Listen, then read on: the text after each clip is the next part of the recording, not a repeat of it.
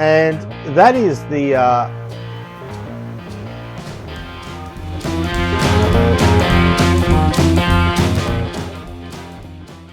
Hi folks, welcome to the Art of Engineering. This video is all about the restoration of a couple of great CW keys. Now it all started with a quick dinner, went out with some VK2 hams and a VK5 ham. Had a great Greek feed, and then we ended up back at Chris's house playing CW.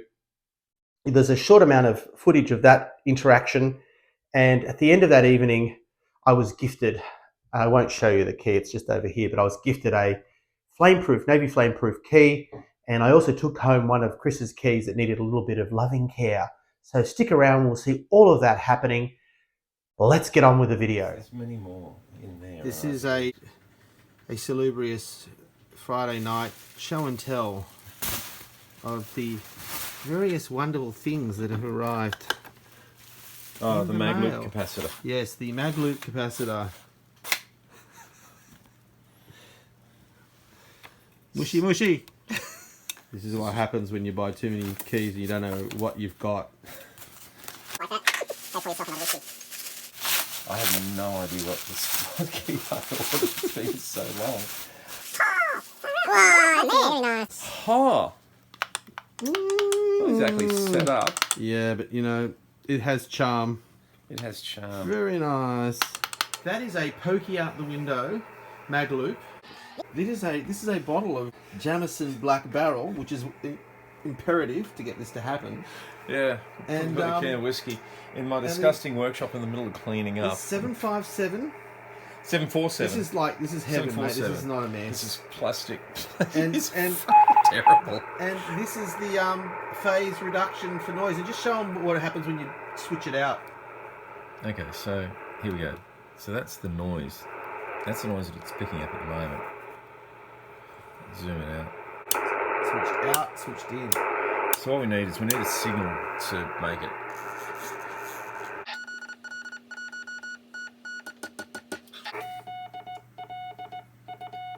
Let's do that. I did it again.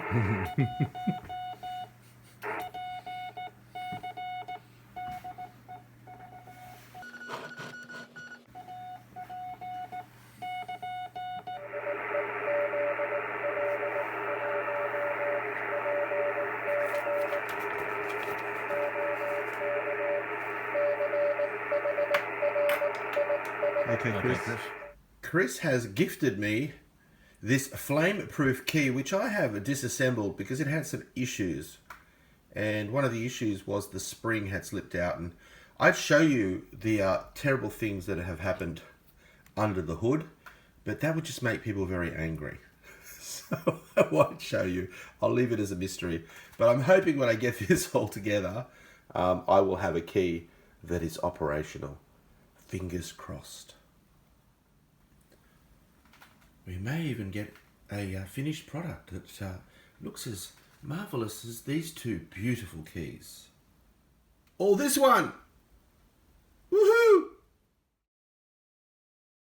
And that is the Navy Flameproof, all masked up and ready for a spray. So I shall take it outside and we'll give it a couple of sprays and clean it up a bit.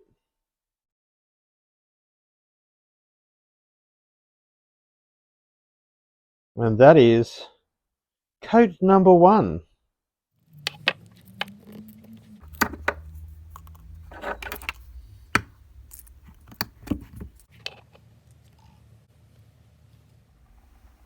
And this key was missing the little cover for the terminals. And what I did was I looked at what they look like online and I decided to design one in Onshape. It's Friday night. This is from the 3D model to the real thing, and that's the call sign of Victor Juliet India Kilo. And if you look on the wall near the clock in this photograph, you'll see that that's the call sign for the only proper radio telegraphy ship that I ever actually worked on. Well, I worked on a few ships that had radio telegraphy setups, but it's the only one that I actually sent and received Morse code on for a very short period of time. Now, we were going to print this in black, and it was offered to me in black, but I said, hey, I can throw some spray paint on it. It's not going to make a big difference. And I've got a whole can of it anyway. Now, I think it's engineered all right, but unfortunately the screw is just a little bit too tight for that hole. So I'm going to try and drill it out, and hopefully we don't crack it. That's what's left of the cover. I've seen what they look like, so I think I've got a fairly good facsimile of it. And that is the post that supports the screw. I'm hoping that's the right size drill. Here goes nothing.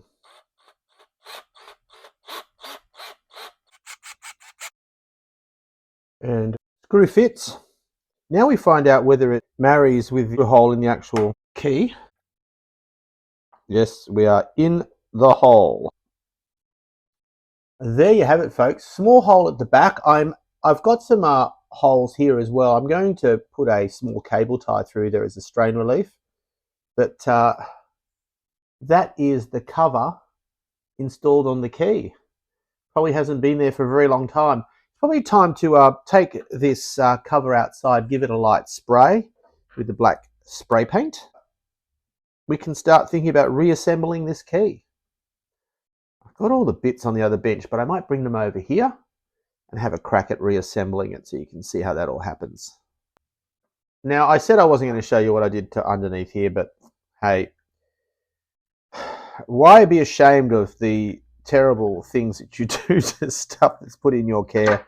Patience is a virtue, and I don't have patience. I started drilling into here because I was trying to drill out the pin that was in that axis that goes through here. And someone's probably going to tell me there's a easier way to get this key apart.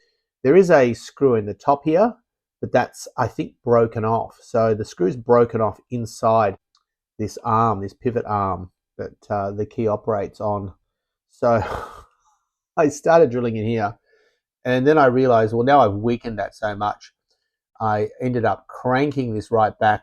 This part popped out, made a right mess of it all, but I was able to get to the spring. Without taking this part out, there's no way I could get to the spring, and then I just bent it back, and even though there's not a lot of metal left there, I've work hardened the thing, I think. So I think it's functioning, but we'll get it together, and we'll see whether I've made a complete and utter mess of it. Looking at it from here, it looks like that, but let's see what the action's like when I get it together. It might not be as bad as I'm thinking it might be. Fingers crossed.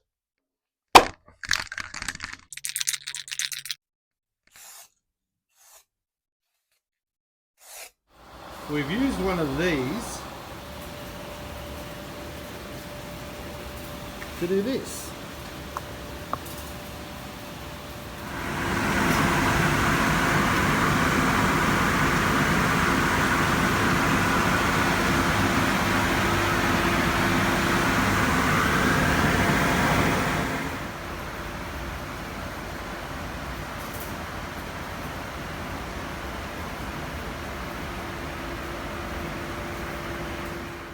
And that is our second coat of oil, and we will be waiting for that to dry. Give it a couple of days, and then we'll assemble the keys. We're very excited. Okay, time to finish off these keys, or get them as finished as we can. There's one more thing I need to do back at school. I certainly can get this on its base and done. And that's the Flameproof key. And this is the base it's going on. And that is the lid that was 3D printed. And I just need to make a lead for this as well and tie that down and everything else, but we'll do that in a second. But this is going to sit on this base just like that and look absolutely spectacular. Just wondering, I'm just going to have a look at what aesthetically what we need to do. I would say that is the bee's knees.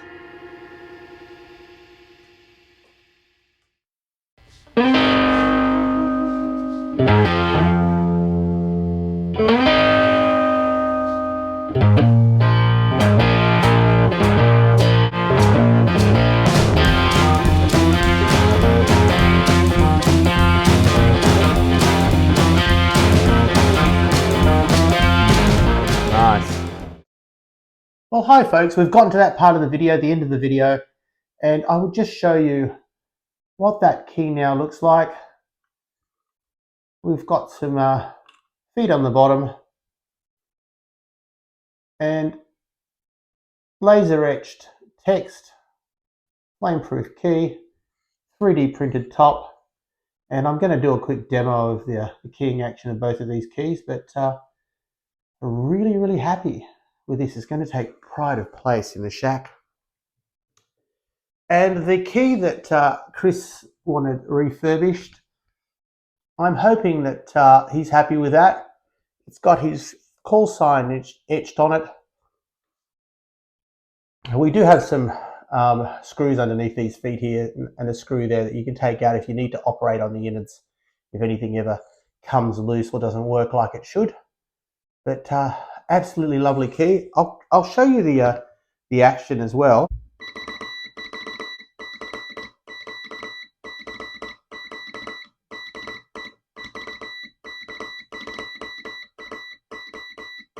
V is the hardest letter that I seem to not be able to send, which is rather unfortunate living in Australia. Well, thank you for sticking around right to the end of the video.